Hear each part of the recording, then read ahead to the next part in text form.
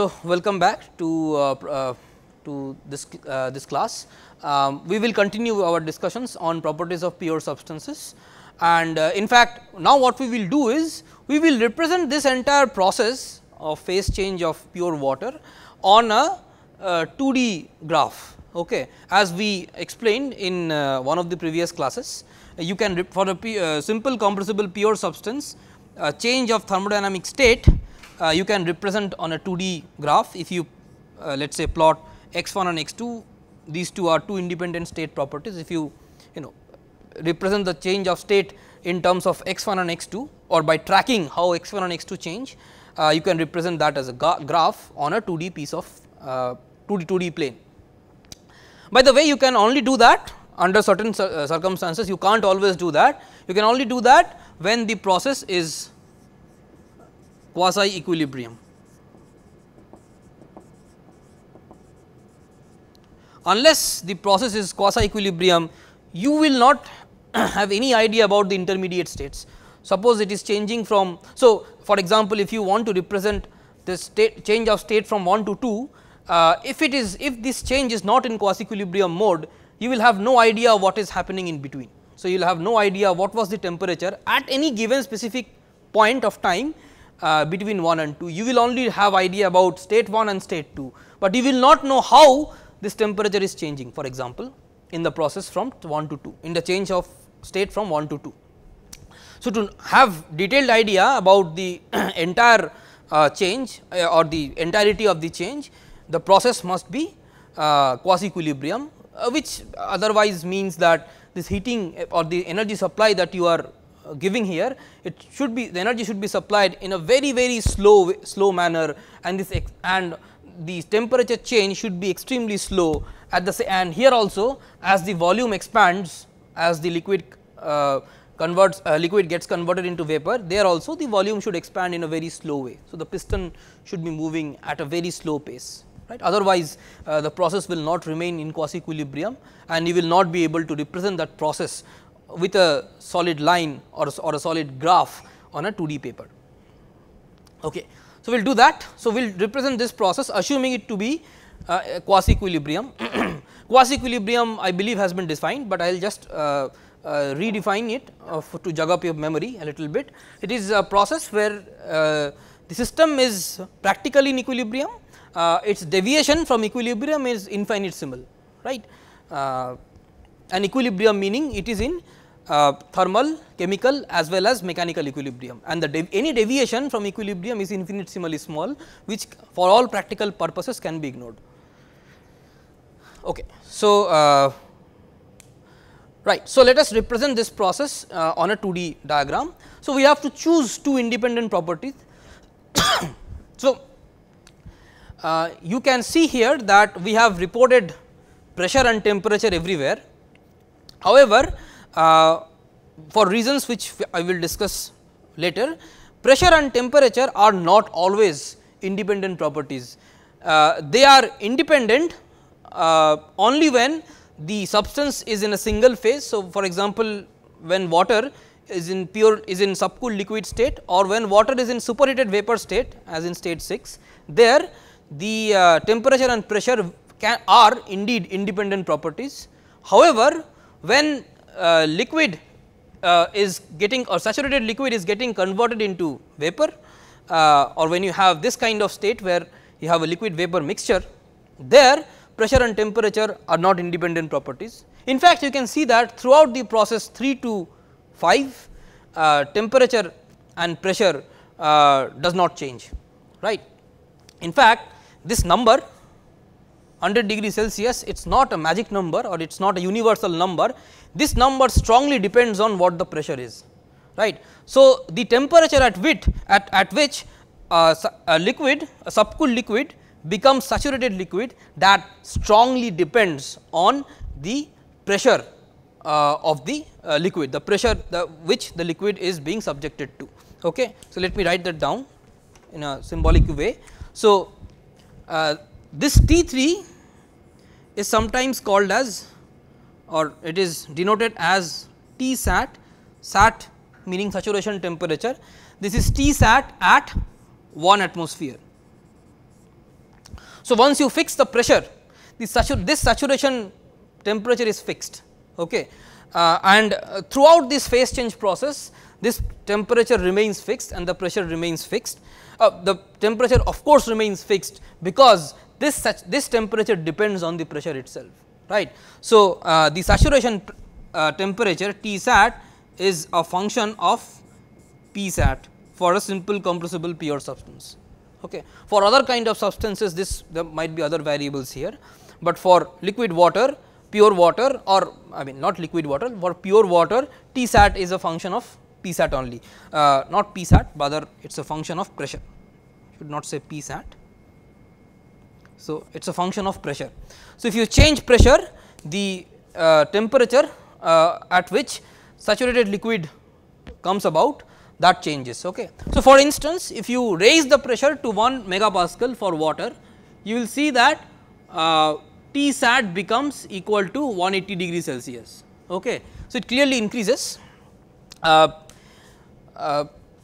So, by the way, this is the same temperature at which water boils, in case you are wondering. So, what I am saying is, if you change the pressure, water boils at different temperatures. Okay. So, for example, if you raise the pressure, the water will boil at a higher temperature. If you lower the pressure, water will boil at a lower temperature.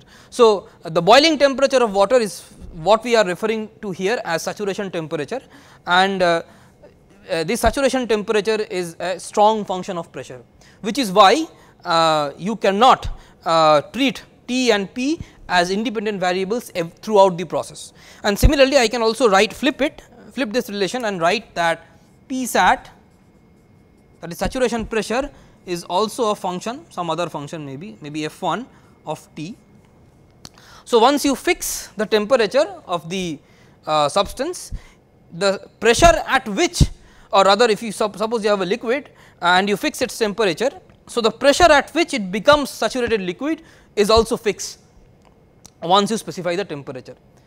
Just like if you specify the pressure, the temperature at which the subcooled liquid will become saturated liquid is fixed, just like that you can also do the other way around. Okay. So, T sat is a function of pressure and P sat, the saturation pressure, is a function of temperature. So, once you fix the pressure, T sat is fixed, once you fix T, P sat is fixed. Okay. So, we cannot treat temperature and pressure as two independent intensive state properties.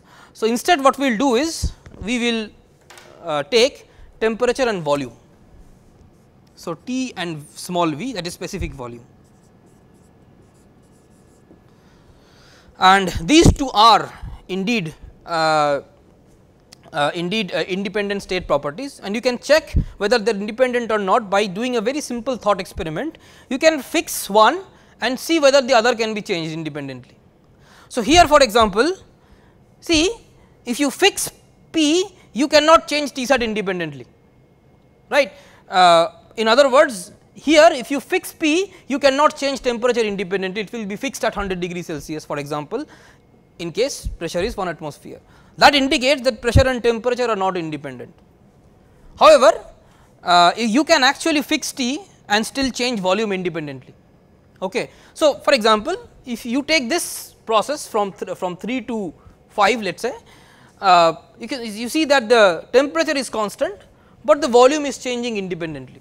In fact, you can stop the process anywhere in between 3 and 4 or 3 and 5, and you can have any specific volume between these two extremes, this extreme and that extreme. You can have any volume in between by stopping the process in the middle, which means you can independently change volume by fixing temperature, and remember that throughout the process temperature remains fixed. So, these two are and you can also do the other way around experiment. You can fix T and fix V and see how T changes, but that is slightly more tricky to do that. It requires a little bit of more training, which hopefully we will do, but this keeping T constant and changing V is simpler to visualize or simpler to think about.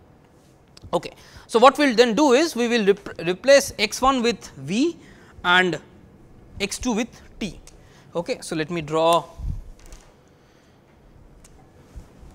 two axes, very big axis. So, this is V and T. This is called as a TV diagram for obvious reasons. Now, let us try to just represent these various states starting from state 1 to state 6. So, maybe I have not numbered them. So, this is 1, 2, 3, 4, 5 and 6. So, let us try to represent these 6 states on this piece of 2D plot. So, state 1 will be somewhere here. So, it is low temperature low temperature and low specific volume, because it is a full liquid somewhere here. So, this is state 1. Then state 2. So, state 2 what happens is you are raising temperature. So, volume will increase, but only slightly, right, because it is a slight change in volume corresponding to a relatively larger change in temperature. You will have not exactly a vertical line, but somewhat close to a vertical line, something like this maybe. Okay. This might be your state 2. And then you again go from state 2 to state 3. This this line being or continues being close to being almost vertical. This will not exactly be vertical, because the volume will change. You are increasing temperature. So, the volume will expand for water, at least given the states, the water's volume will expand, but it will not expand by much, which is why you have an almost vertical line. Corresponding change in temperature will be significantly large, right. So, this is state 3. This is where you are reaching saturated liquid. So, the temperature will be 100 degrees Celsius, okay, and this temperature is 25 degrees Celsius. Now, if you add more energy, what happens is the temperature does not change from 3 to 5, 3 through 4 to 5, the temperature does not change, pressure does not change, pressure throughout remains constant, of course, pressure does not change, the volume expands, right. So, temperature not changing, volume expanding, that means we will have to go horizontally towards the right. So, something like this, maybe stop here, this will be state 5. So, this is saturated vapor, and in between somewhere here you might have state 4. Okay. Now, if you add more heat, what happens, or add more energy, what happens is again the temperature rises and the volume will also rise in this time, and the change in volume will be significantly larger as compared to the change in volume for liquids, because for gases volume is far more sensitive to change in temperature and also pressure.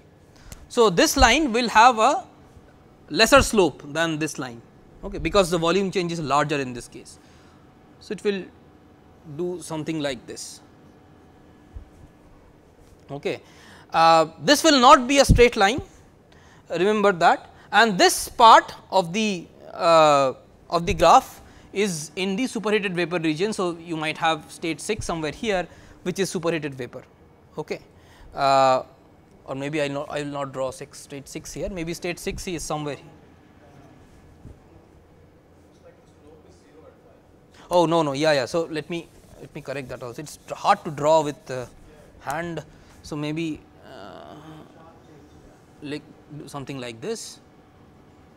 This you might call state 6. Okay. So, yeah, the slope will not be 0. Earlier I drew slightly wrongly. So, this will go like, so this graph in the superheated region will go up like this. So, if you, it simply means that if you add more energy, the temperature and specific volume both will increase. Okay. Okay. So, this is the basic process of change of state from 1 to 6. You can see all the states here. This 5 is saturated vapor, this is saturated liquid, and this 3 to 5 is a distinct phase change process. You can see here that the temperature remains constant, whereas this specific volume continuously increases. Okay. So, let us repeat this experiment for an higher pressure. Let us repeat this entire experiment from 1 to 6 for pressure which is, let us say, 1 megapascal. Okay. So, now let us again start at 25 degrees Celsius itself, but now with pressure being 1 megapascal. Okay. So, now we will draw a red line which will indicate 1 megapascal. So, this is 1 megapascal, 1 megapascal and so on. Okay. Repeating this experiment at 1 megapascal, we will try to keep the temperatures same as much as possible. Okay.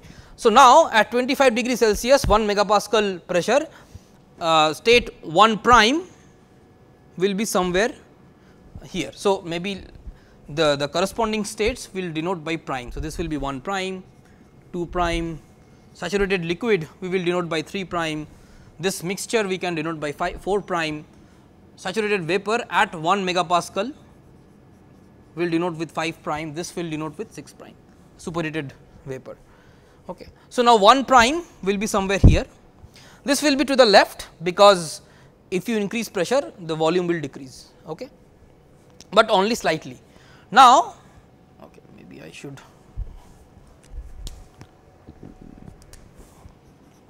now if you increase or if you add energy, again this line will go up just like the blue line, this red line will go up.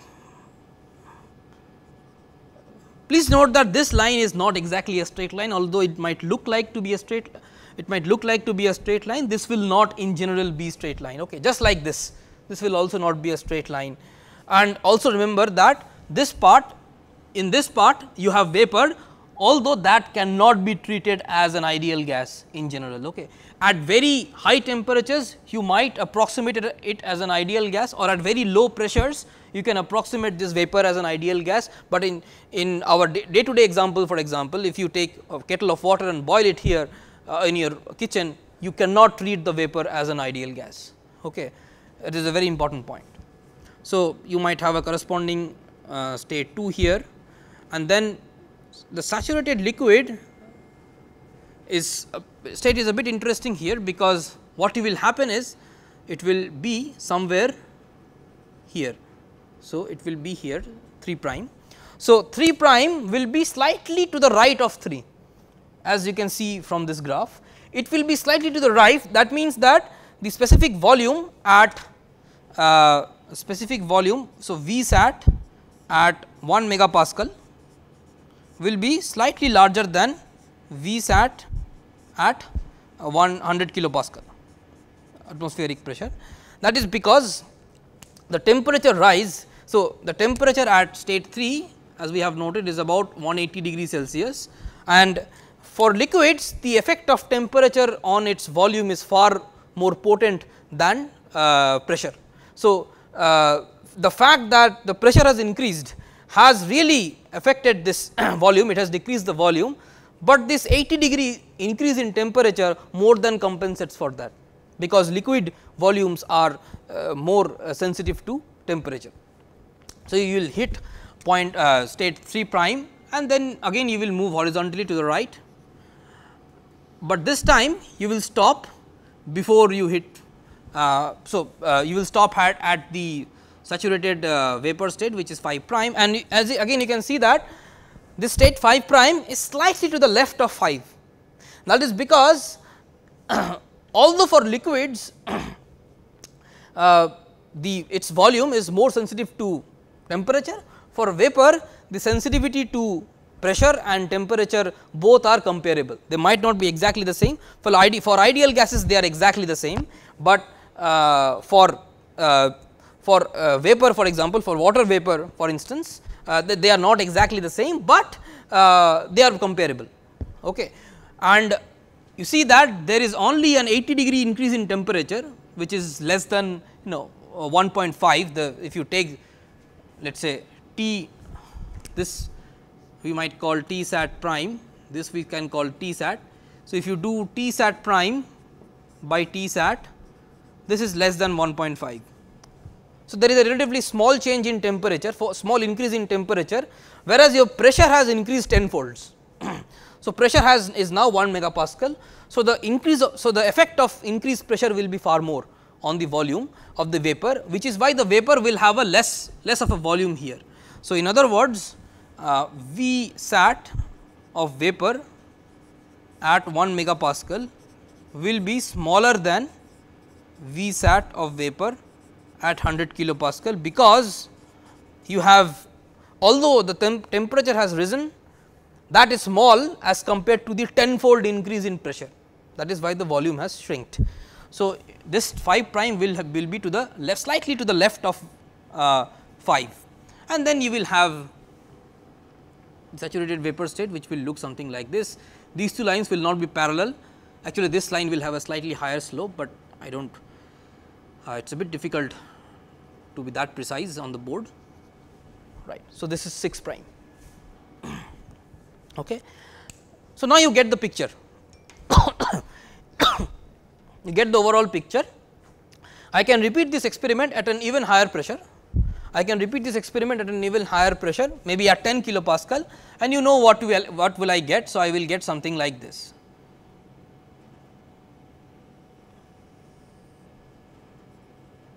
This I might call 3 double prime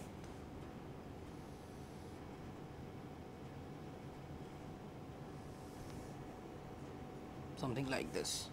This I might call 5 double prime. So, this is 10 megapascal, this is 1 megapascal, and this is 0.1 megapascal. Okay. Right. So, you will have the same trend will continue. Okay. And so, what I can now do is I can actually join these points. So, these 3 points, these are all saturated liquid points. I can join all these points together and I can draw a curve through them. So, it will look something like this, and I can also join all these 5 points here, because they are all saturated vapor points. So, that will look, that if I join will look something like this, and I can extend it to the top, to the bottom also I can extend to some extent, maybe up to this, to the top I can also extend something like that. And it is very obvious that this saturated liquid line and the saturated vapor line will meet at some point, right. So, if I extend this, so they are bound to meet somewhere, maybe something like this, right. So, there will be some point where they meet, and that point is a very important one. This is called as a critical point.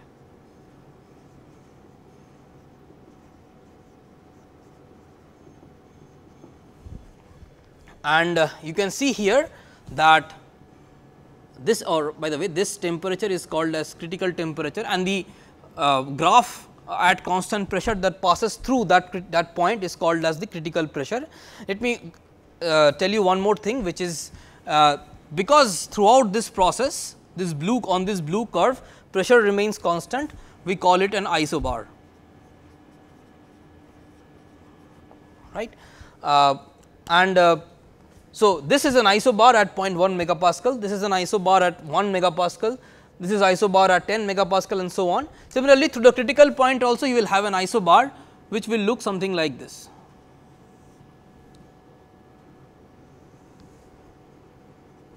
I might have got the slopes a little bit mixed up, but this is approximately how it looks like. And this isobar, it will be at critical pressure. Okay. Okay. So,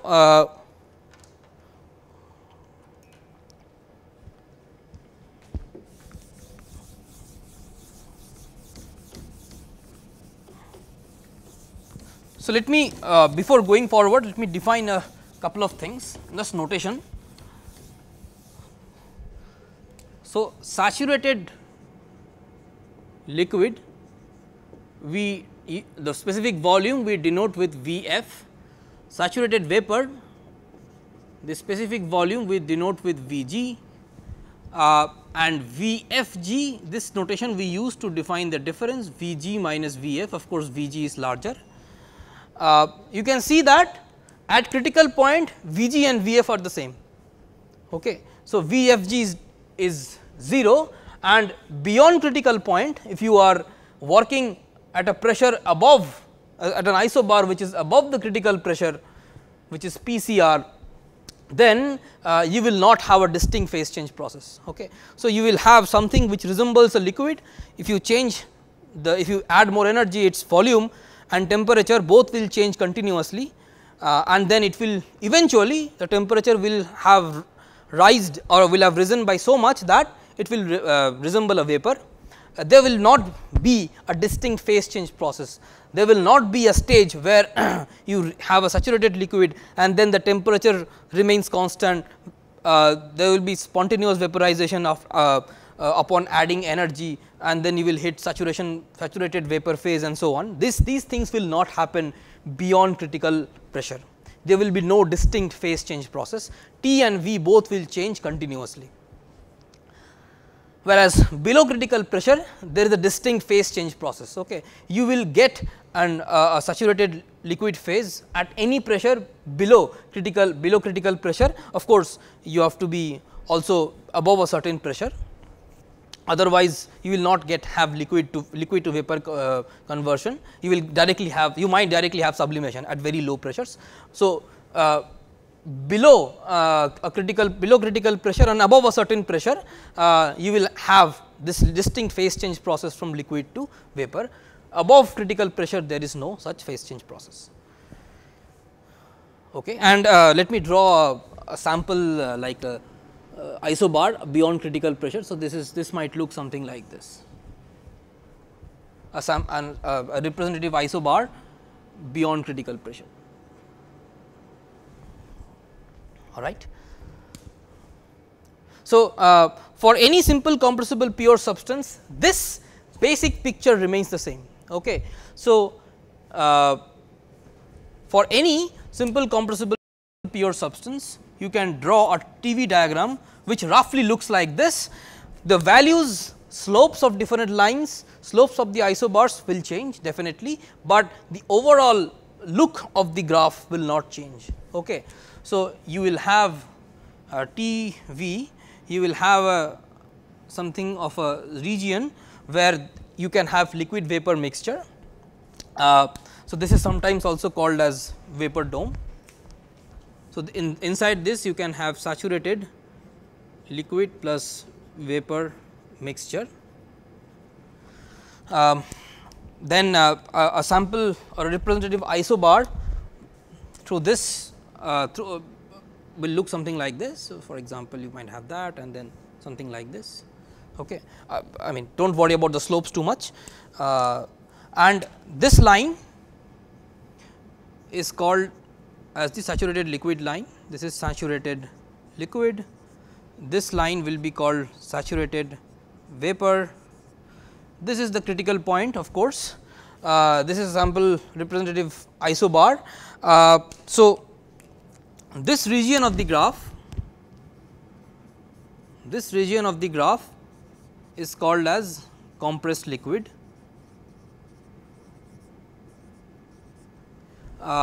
and this region of the graph is called as superheated vapor, and inside the dome you of course have saturated liquid plus vapor mixture.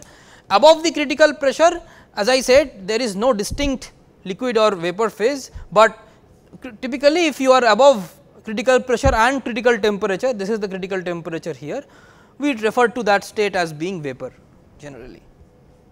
So, this is the basic, and this remains true for all simple compressible pure substance, although the values and the slope of different lines might be different.